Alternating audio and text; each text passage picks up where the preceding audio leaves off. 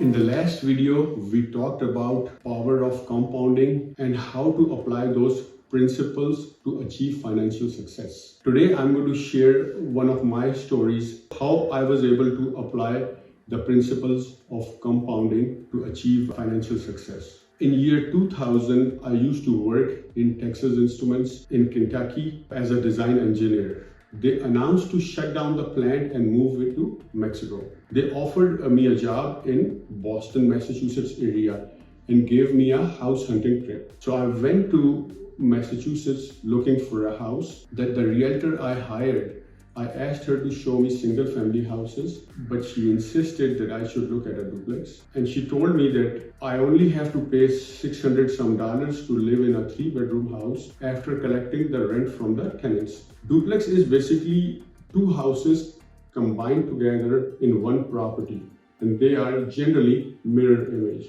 So I asked her, now you just show me the duplexes or threeplexes. So I ended up buying a house which looked like a duplex, like a mirror image, but it was a threeplex. On this side, it was a double story. Both sides actually were double stories. On this side, there was a 4-bedroom double story house. And this side, both the floors had a single bedroom apartment. After collecting the rents from the tenants, I was only paying $400 to live in a 4-bedroom house. At that time, there was some kind of recession in dot-com industry, telecom and stock market. So the government lowered the interest rates to keep the economy rolling. So I refinanced the house. The payment went down, and at the same time, the leases of both the tenants were expiring. So I increased their rents a little bit. Now I was completely free, including the property taxes. Actually, I was making some money, less than $100,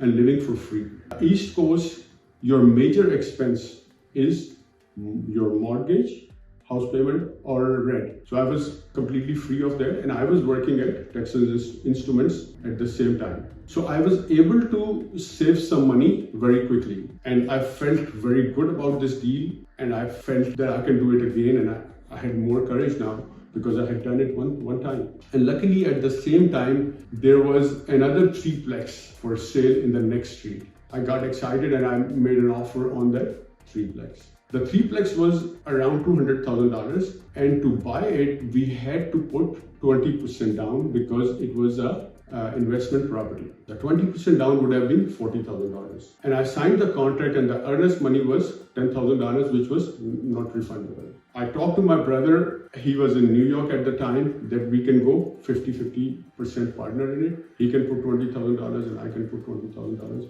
which he agreed on. After we did the inspection of the house, we found out there were some problems with the house.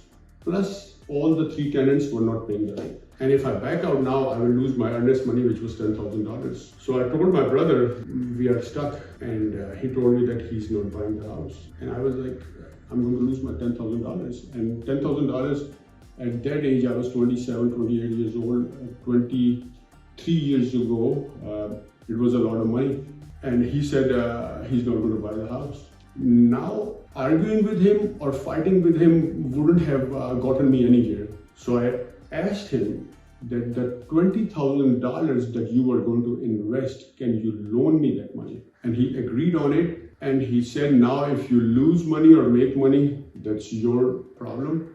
I have nothing to do with this property. You have to repay me this money. And I said, yeah, that's fine. So I bought the property and found out that all the 3 tenants were not paying the rent. And the monthly payment was around $2,000 a month, which was a lot of money for me at that time. So I got very nervous, stressed out, anxious, and didn't know what to do. But I started learning about the eviction process, went to the courthouse, talked to different people, the clerks, started filling out the forms, and then I started getting the court dates and stuff. In the meantime, I couldn't pay focus to my job or go there every day because I was busy with and stressed out with evictions. So they let me go. They fired me. Now I had a $2,000 payment and didn't have a job. So I got further stressed out. But in 2 months, I was able to evict all the 3 tenants, and I found the job immediately within a month and a half or a month. And then I started fixing the house. No, I wouldn't say remodeling, but like kind of makeover, painted the house, changed the carpets. If the cabinets or sinks needed to be changed, I changed it myself.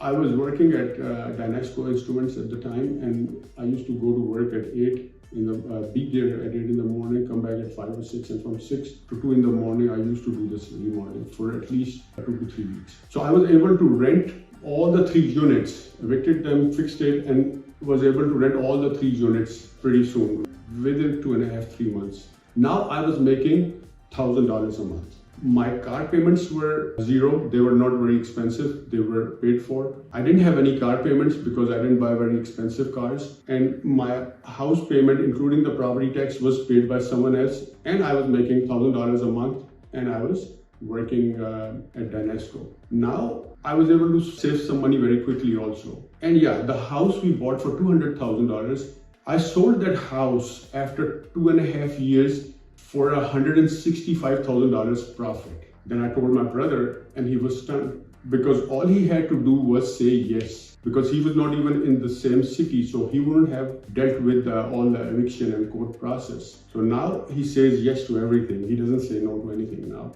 And after that, I was able to save some more money very quickly. So I bought the third one, and I finished the basement of my first house, and I rented it out for $1,000.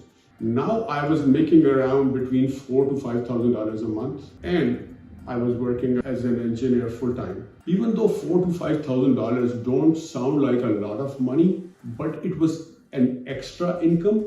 Plus, it was almost 20 years ago, more than 20 years ago. So at least I would say equivalent to $10,000 to $12,000 of today. That gave me the faith and the courage that I need to go into business full time.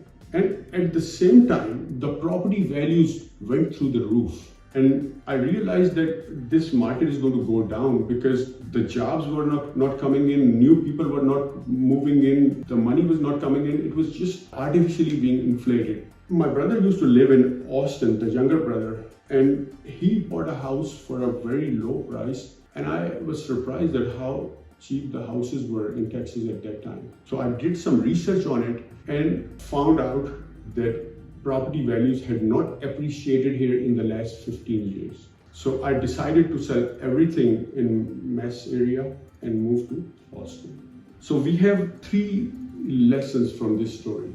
1, how to implement the principles of compounding. Number 2, keep your expenses low. Or you can say that whenever you get an increment or a raise, don't raise your expenses with it. Generally, people, what they do, the moment they get a raise or a promotion, they buy a new car, new furniture, go on a vacation immediately. So the second thing is that do not raise your or increase your expenses whenever you get a raise or promotion. Save that money. Or you can increase the number of hours you are working in your company, or get another part-time job to be able to hit that initial investment very quickly. And then you can use the power of compounding, the principles of compounding. The third story is of resilience, bouncing back, and perseverance, that I did not give up in the tough time when the tenants were not paying their rent and I didn't have a job. So I was patient and my perseverance paid off, and I was able to achieve my financial goals.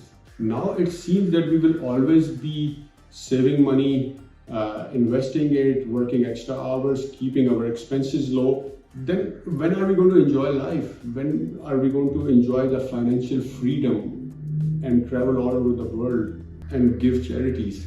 In the next video, we are going to talk about asset allocation, where we will be able to do all those things.